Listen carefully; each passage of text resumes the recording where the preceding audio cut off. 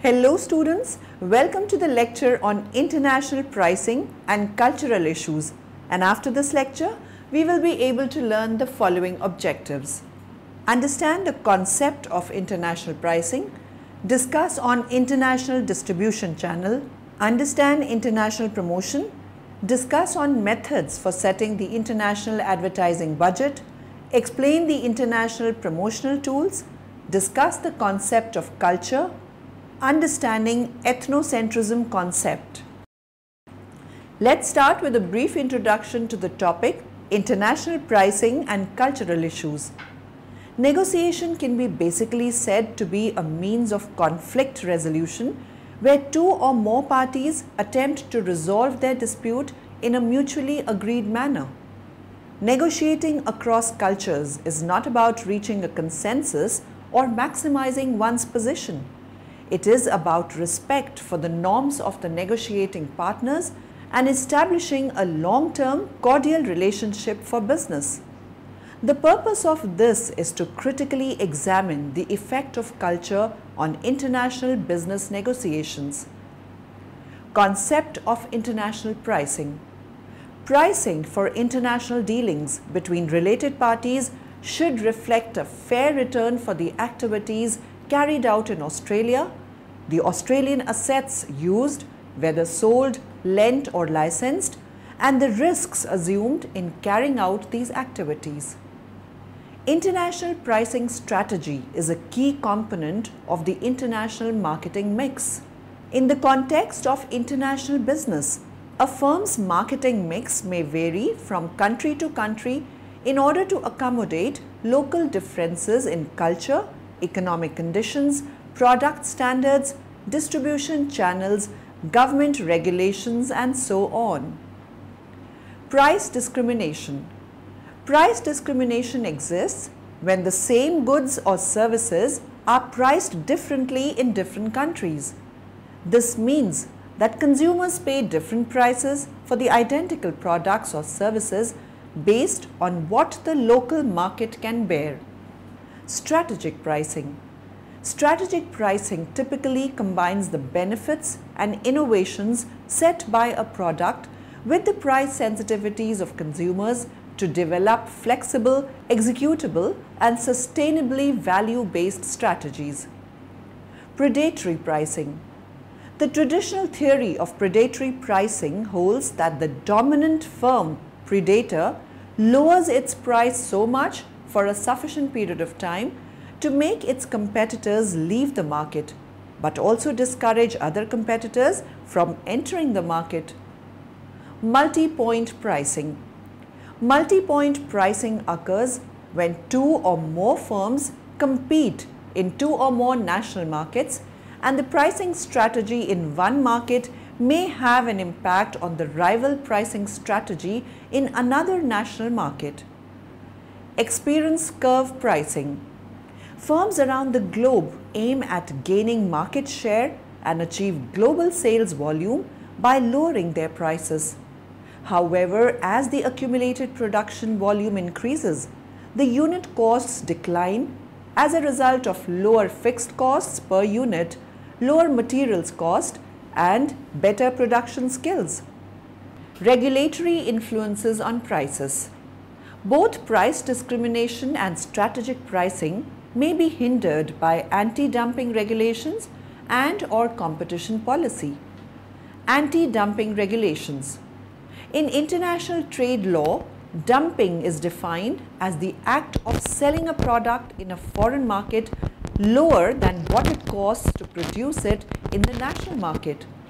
Firms engage in dumping either to gain market share or to eliminate surplus. Competition policy. Most countries around the globe have regulations that promote healthy competition, limit the prices a firm can charge, and restrict monopolistic endeavors. These regulations are mostly used to control the prices that firms can charge and ensure that consumers will not be victims of monopolistic practices. International distribution channel. Globalization of markets is a phenomenon that has received much attention and been extensively debated both at general, societal, institutional, cultural levels and at market and business levels. Distribution channels' excellence has become a powerful source of competitive differentiation. International distribution channels in the consumer market. The range of distribution channels available in the consumer market has increased dramatically in the past decade, and there has been a corresponding increase in the competition between channels. A variety of traditional retail formats now compete with telephone, mail, internet, TV and digital TV as purchasing environments, and consequently understanding the factors that will lead consumers to purchase from one channel rather than another becomes an increasingly important input to channel design and management. Types of distribution channel. The international market uses two types of distribution channels. The first type of international distribution channel is for the producer to use agents, distributors, which in their turn use retailers in order to reach the end consumer. International promotion. Kotler defines marketing as human activity directed at satisfying needs and wants through exchange process. International marketing can be defined as marketing carried on across national boundaries. International marketing has also been defined as the performance of business activities that direct the flow of goods and services to consumers or users in more than in one nation. Scope of international marketing. Marketing basically means entry into international markets by opening a branch subsidiary abroad for processing, packaging, assembly, or even complete manufacturing through direct investment. Negotiating, licensing, franchising arrangements whereby foreign enterprises are granted the right to use the exporting company's know-hows, viz. Patents, processes or trademarks with or without financial investment. Establishing joint ventures in foreign countries for manufacturing and or marketing. Offering consultancy services and undertaking turnkey projects abroad. Sovereign political entities. Each country has a sovereign political entity and goods and services had to move across national boundaries. As a result, they may have to face a number of restrictions. This may fall in any of the following categories: tariffs and custom duties, quantitative restrictions, exchange controls, local taxes, different legal systems. Each country has its own legal system and it differs from country to country. Cultural differences. In domestic marketing, there is only one nation, same language and culture, whereas at international marketing, many languages and different cultures. Different monetary systems. Each country has its own monetary system and the exchange value of each country's currency is different from that of the other. Differences in the marketing infrastructure. The availability of the marketing facilities available in different countries may vary widely. Trade restrictions. Trade restrictions, particularly import controls, are a very important problem which an international marketer faces. Transport cost. In international trade, transport cost is a major marketing expense, whereas in domestic trade, transport cost influences only to a certain extent. Procedures and documentations. Each country has its own procedures and documentary requirements, and traders have to comply with these regulations if they want to export or import goods from foreign countries. Degree of risk. There is a greater degree of risk involved in international marketing than in domestic marketing due to large volume of transactions. Methods for setting the international advertising budget. Before finalizing the advertising budget of an organization or a company, one has to take a look on the favorable and unfavorable market conditions which will have an impact on the advertising budget. The market conditions to watch out for as follows: frequency of the advertisement, competition and clutter, market share of the product, product life cycle stage, frequency of the advertisement. International promotional tools. Promotional tools. Numerous tools can be used to influence consumer purchases. Advertising. In or on newspapers, radio, television, billboards, buses, taxis, or the internet. Price promotions. Products are being made available temporarily as at a lower price or some premium. Example, toothbrush with a package of toothpaste is being offered for free. Sponsorships. Point of purchase. The manufacturer pays for extra display space in the store or puts a coupon right by the product. Constraints on global communication strategies. Although firms that seek standardized positions may seek globally unified campaigns, there are several constraints.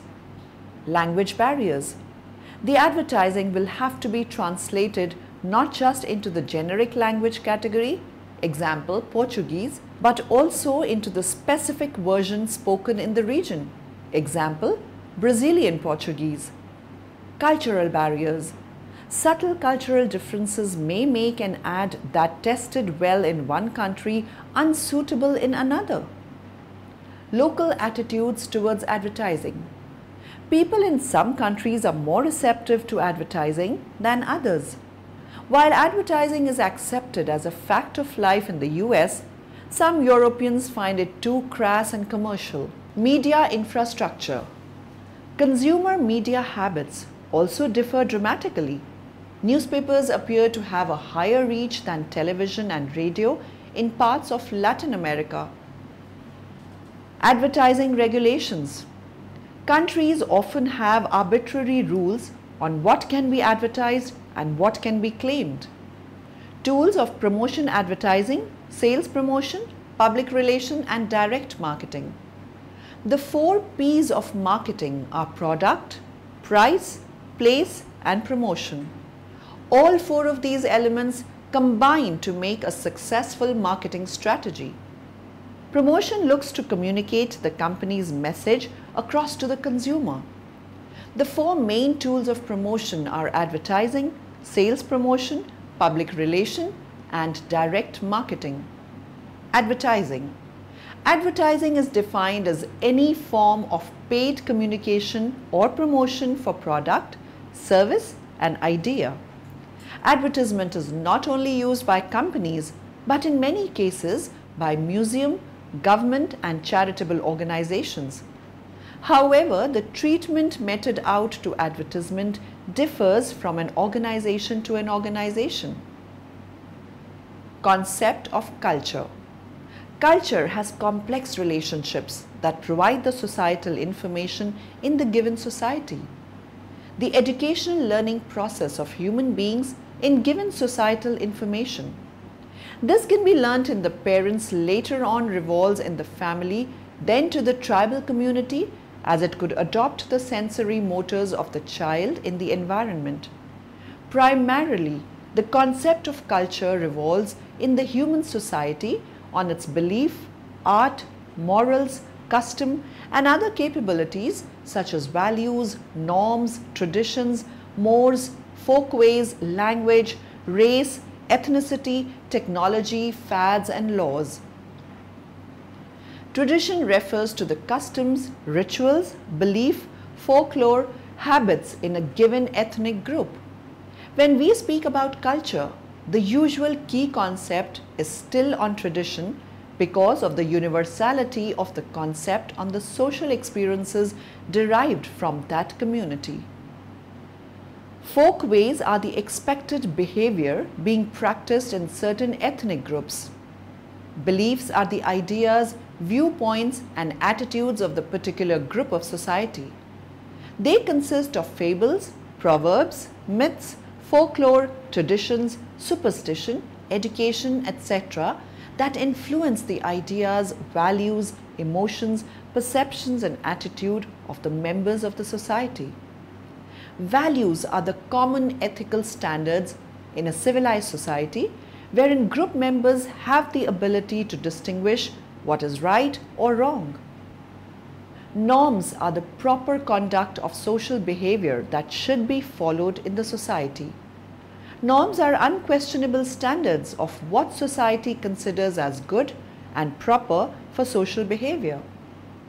Language is a form of communication that represents the spoken and written words to convey information to an individual or group of people. Mores are the long-established customs and traditions that have bearing in moral and ethical values of the society. They are the accepted customs of the society that prohibit following, such as incest, infidelity, or sex abuse. Laws are the rules, regulations, and guiding policies of societal institutions. The violation of the laws mean sanction or punishment for some wrongful acts by the individual, such as homicide, murder, abortion, rape, robbery, and other criminal acts. Cross-cultural communication defined. Language and cultural misinterpretations can be avoided by increasing our understanding of other people and their cultures. The study of cross-cultural communication addresses this need by examining the communications and interactions between people of different cultures and subcultures. The fundamental principle of cross-cultural communication is that it is through culture that people communicate. Thus, an Indian, a Chinese, an American speaks like any other Indian, Chinese, or American. Cross-cultural communication theory begins with the assumptions of cultural variations. These differences act as barriers to communication. Communication is intricately woven into the culture. Culture fosters or promotes communication process. There is a strong correlation between culture and language. Considering the variations in cultures that reflect communication, it is necessary to discuss the barriers to cross-cultural communication. The ethnocentrism concept.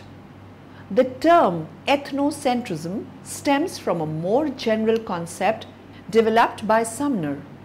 In the beginning, ethnocentrism was a purely sociological construct, describing in-group versus out-group conflicts.